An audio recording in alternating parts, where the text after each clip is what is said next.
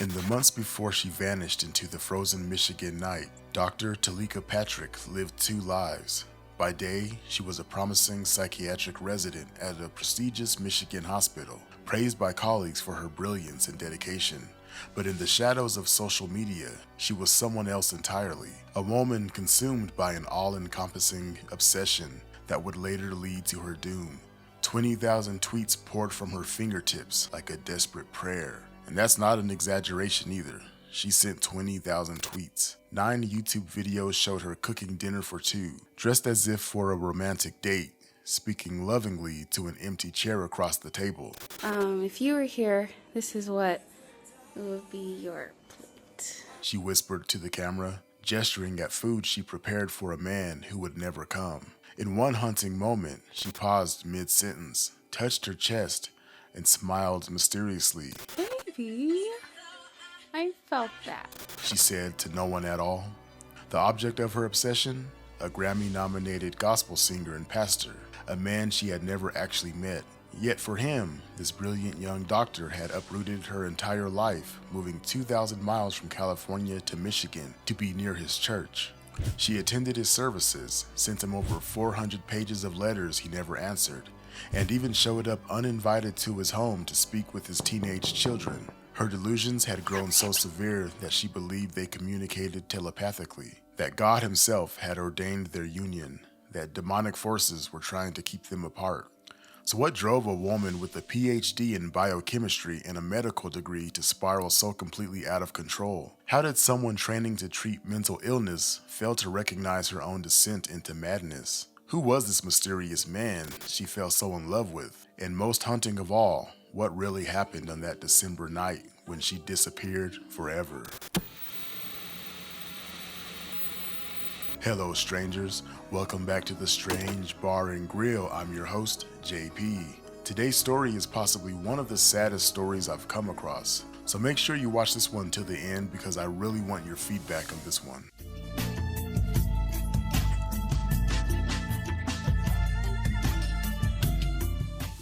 To understand what happened that December night when Talika went missing, we need to go back to the beginning. Talika Patrick was born to parents Irene and Matthias, a reverend, on September 18, 1983. The Patricks lived in Hyattsville, Maryland, a suburb of Washington, D.C. until about 1985, when they relocated to Queens, New York. Along with her sister Tanisha and brother Matthias Jr., young Talika was an avid reader, outstanding student, and a talented violinist. The Patricks are active members of the Seventh-day Adventist Church, a Christian denomination known for their health-conscious lifestyle choices. Talika embraced these values, becoming a vegetarian and pursuing a career in healthcare.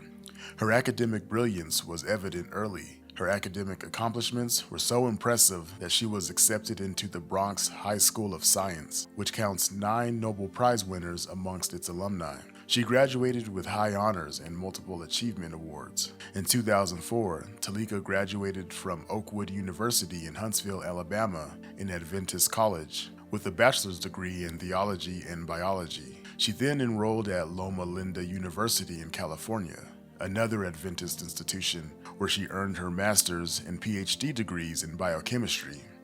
Her research focus was survival disparity among African American women with breast cancer. One of Talika's professors said, "She's not just intelligent, she's brilliant." Everyone who knew her academically described her as bright, talented, and goal-oriented. But beneath this impressive exterior, something was deeply wrong. In 2016, while at Loma Linda, Talika married Ishmael Calderon. He would later reveal to the media that Talika heard voices and attributed them to God. He said he begged her to seek treatment for her auditory hallucinations. According to him, Talika refused to get help, believing that it would ruin her career prospects. He said these arguments about Talika's reoccurring paranoia and delusions eventually resulted in the couple's divorce in 2012. Interestingly, the lawyer who handled their divorce proceedings said that mental health issues were never actually mentioned. After graduating from Loma Linda in spring of 2013, Talika made a dramatic decision. She was accepted to Western Michigan University for a psychiatry residency and told university staff she was relocating from California for her fiancé in Grand Rapids. But who was this mysterious fiance? Talika's sister remembered she mentioned a man saying that she planned to marry him, but not everyone took her seriously. What her colleagues didn't know was that Talika had been spiraling for months, leaving a disturbing digital footprint that would only be discovered after her disappearance. From April 2013 until her disappearance that December, Talika Patrick created 5 Twitter accounts and posted more than 20,000 tweets from them, dozens every day. These weren't just ordinary tweets either. Virtually all of them are addressed to a singular, unnamed love interest. She wrote about her supposed telepathic connection, tweeting messages like, "I started feeling you again around 10 a.m. The signals went haywire for a while, then they reset themselves." Some of her tweets revealed her own awareness of her deteriorating mental state. She wrote about having hallucinations, which apparently became worse within the past year. In one tweet she said, "My mind melted. Everything went haywire. Signals got crossed. And my mind started telling me that everything is a lie and I'm crazy." On June 2nd, she tweeted, "I have just relocated to be with you, so I really hope you want me." But relocated to be with who? A particularly alarming development came in November 2013. That same month, Talika tweeted that she was going to stop taking Invega, a prescription drug used to treat schizophrenia. However, there is no public available information about Talika seeking or receiving treatment. This decision to stop her medication marked a turning point in her mental state. Her tweets reveal rapidly changing and intensifying emotions. The tweets from this period show wild mood swings, from declarations of love to expressions of hatred, sometimes within days of each other. And the tweets were just the beginning. On November 6th, Talika created a YouTube channel and posted the first of 9 videos, all addressed an unnamed love interest. Just like her tweets, in these videos, she dressed up as if she was going on a date, even cooking meals for 2. In one video, Talika points her camera to the food while saying, "If you were here, this would be your plate." In another video, as Talika pans her camera along the ingredients on the counter, including a large pack of chicken breasts, she explains, "I don't even eat chicken. I'm a vegetarian, but I want that for you." Perhaps most disturbing was when she suddenly pauses, touches her chest, and smiles, saying, "Baby, I felt that." She appeared to believe someone was communicating with her telepathically through what she called non-specific messages, secret codes she believed were directed at her. Talika Patrick's family told CNN they didn't know she had any recent romantic relationships. So who was she talking to in these videos? The signs of trouble appeared soon after Talika arrived in Michigan. But on July 7th, a month after moving, Talika flagged down an officer on campus, claiming that someone was after her. That officer reported Talika's behavior to university staff, concerned that she was suffering from mental health issues. She agreed to take a drug test, which came back negative. She had no drugs in her system. Otherwise, by all accounts, it seemed like Talika was happy with school and work, earning praise from her peers and educators, just as she always had. She maintained her professional facade, even as her personal life spiraled out of control. The Thanksgiving holiday was the last time that Talika's parents talked with her. Less than a week later, things took a dark turn. On December 4th, Talika called her friend James Davis, who was living in St. Louis, Missouri. James said she sounded distraught and that she feared for her life, believing someone was after her. Talika asked James to visit her. He promised he would in a few days, but he couldn't make the 400-mile trip right away. That same day, December 4th, she tweeted, "You reached me through a demonic portal that gives demons power over me and dilutes my spiritual authority."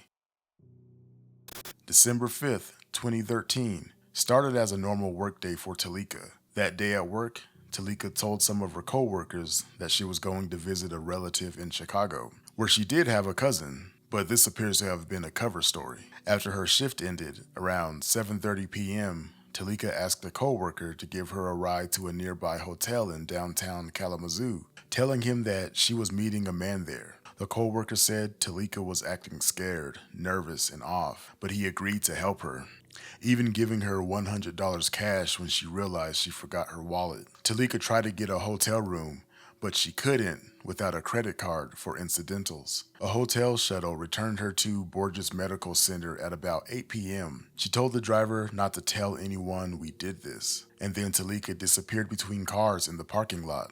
The shuttle driver is the last known person to see Talika Patrick alive. Less than 2 hours later, Indiana State Police received reports of an erratic driver in a gold Lexus traveling westbound on Interstate 94. At 10:02 p.m., Talika's vehicle, a light gold Lexus, was reported abandoned in a ditch along the same roadway in Porter, Indiana, about 100 miles southwest of Kalamazoo. The front left tire of Talika's car had burst and gone flat.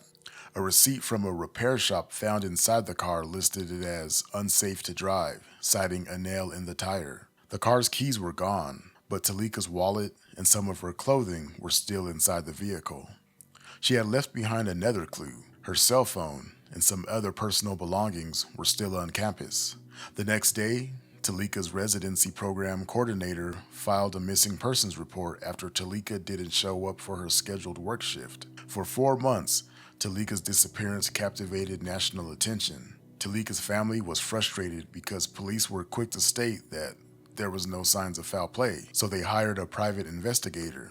A week after she disappeared, a bloodhound tracked Talika's scent from the ditch where her car was found, back up to the highway, leading to theories that she was abducted along the road or got into another vehicle. Several weeks later, on January 29th, police drilled several holes in the ice covering the lake that was just a few yards from her abandoned vehicle. They placed sonar over the holes, but there was no indication of a body in the freezing water below. After a 4-month multi-state search, a fisherman finally recovered Talika Patrick's body from Lake Charles on April 6, 2014. When Patrick's body was pulled from the Indiana lake not far from where her gold Lexus was found, the key was still in her pocket. An autopsy determined that Talika asphyxiated by drowning, and once again, there was no evidence of foul play. Her toxicology report took 4 more long months to come back, but when it did, it indicated nothing suspicious or out of the ordinary. Talika's family was unsatisfied with the investigators' conclusion and demanded a second autopsy. A second autopsy found water in Talika's nasal cavity and confirmed that she died of accidental drowning.